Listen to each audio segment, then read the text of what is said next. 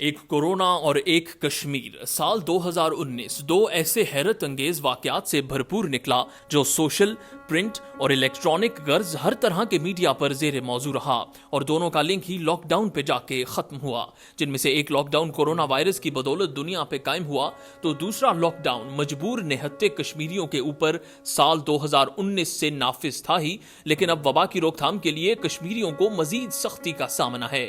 کہنے کو یہ بات یوں بھی سمجھی جا سکتی ہے کہ ایک لاک ڈاؤن بقائے انسانیت کی خاطر تو دوسرا سزائے انسانیت کی خاطر۔ پچھلے سال اگست 2019 میں نہتے کشمیریوں پر بھارتی مظالم ڈھائے گئے اور کشمیری عوام پہ نافذ ہونے والے کرفیو کو 2 مہینے کے بعد ایک پورا سال بیت جائے گا۔ کہاں گیا احتجاج اور کہاں گیا انصاف؟ بیچاری کشمیری عوام پر ظالم بھارتی فوجیوں کی جانب سے لاک ڈاؤن نافذ ہوا تو اللہ نے تمام انسانیت کے لیے لاک ڈاؤن کا انتظام کر دیا۔ مظلوم کی آہ عرش ہلا دیتی ہے والی مثال آج پوری دنیا کے لیے قائم ہو گئی ہے۔ 5 اگست 2019 کو مظلوم کشمیریوں پر نافذ ہونے والے کرفیو کو آج 311 روز مکمل ہو چکے ہیں۔ یوں سمجھ لینا چاہیے کہ کشمیر کا دنیا سے رابطہ مکمل طور پر منقطع ہے۔ بھارت نے گزشتہ سال 15 اگست کو تحریک آزادی کی صدا کو دبانے کی ناکام کوشش کرتے ہوئے اپنے آئین سے آرٹیکل 370 نکال دیا اور بیچارے کشمیریوں کو جبر، تشدد اور ظلم کی چکی میں پیسنے کا ایک پکا عزم قائم کر لیا۔ پچھلے سال سے ہم کشمیریوں پر ظلم اور ستم دیکھتے آ رہے ہیں۔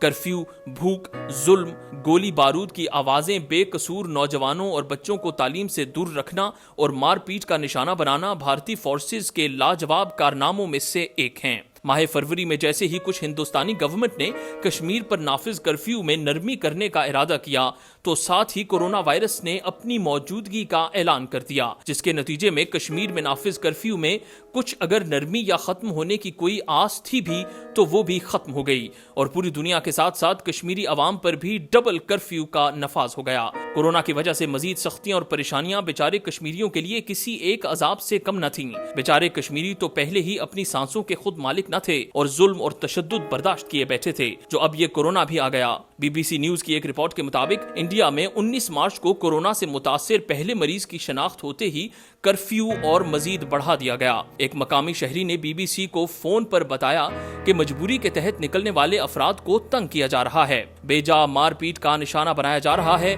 اور راشن پانی کی خریداری کے لیے بھی ہمیں پریشان کیا جا رہا ہے۔ بچے بھوک، پیاس اور وبا کی بدولت بیمار ہو رہے ہیں اور اوپر سے یہ ظالم بھارتی افواج شہریوں کو تشدد کا نشانہ بنائے بیٹھی ہے۔ نہ دوا لے سکتے ہیں اور نہ اس ظلم کے خلاف احتجاج کر سکتے ہیں۔ مزید اس کے علاوہ شمالی ضلع بارامولہ کے علاقے دی دلینا میں جمعے کو ایک شخص اپنے بیٹے کے ہمراہ سڑک پر جا رہا تھا کہ اسے پولیس نے روکا اور ہلکی تکرار کے بعد اس کی ٹھکائی کی گئی اور اس ویڈیو کو سوشل میڈیا پر وائرل کر دیا گیا۔ اکثر کشمیری حلقوں میں بے رحمی کے ساتھ لاک ڈاؤن نافذ کرنے پر پولیس کو تنقید کا نشانہ بھی بنایا گیا، جس کا ان ظالم لوگوں پر کوئی اثر نہیں ہوا۔ جموں کشمیر پولیس کے سربراہ دلباغ سنگھ نے لوگوں سے لاک ڈاؤن کے میں تعاون کی اپیل کرتے ہوئے اعتراف کیا کہ جموں کشمیر میں لاک ڈاؤن کی خلاف ورزی کرنے والے کے خلاف پچھلے 10 روز میں 326 مقدمے قائم کیے گئے ہیں۔ اپنے ظلم اور تشدد کی مثال خود ان ظالم بھارتی فوجیوں کے سامنے ہے۔ انسانیت کی ہر تقاضے کو ان بھارتی فوجیوں نے پیچھے چھوڑ رکھا ہے۔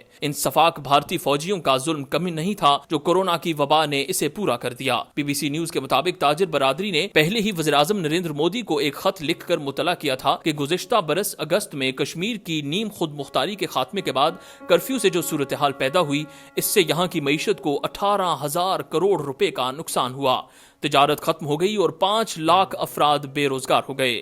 کشمیری قوم کو پہلی بار لاک ڈاؤن کا سامنا نہیں ہوا۔ بھارت کے کئی ٹی وی چینلز پر مباحثوں میں حصہ لینے والے صحافی ماجد حیدری نے سوشل میڈیا پر پولیس کو مخاطب کرتے ہوئے کہا کہ لاتوں کے بھوت باتوں سے نہیں مانتے۔ ان کے اس فکرے پر کئی حلقوں نے کہا کہ پولیس کو اب لائسنس مل گیا کہ وہ دیکھتے ہی ہر شخص کو انسانیت کے رتبے سے زیر سمجھنا شروع کر دیں۔ بھارتی حکومت اور فوج کی طرف سے نافذ کیا جانے والا کرفیو اور ظلم ایک طرف، کیونکہ جن کی فطرت اور عزائم میں ظلم اور بربریت بس جائے وہ کبھی ختم نہیں ہو سکتی، مگر ہم تمام مسلمان جو آزاد فضاؤں میں سانس لیتے ہیں، زندگی گزارتے ہیں اور کشمیری عوام کے ساتھ اظہار یکجہتی کا دعویٰ کرتے ہیں تو ہمیں اپنے آپ سے سوال کرنا چاہیے کہ ہم نے ان مظلوموں کے لیے کیا کیا۔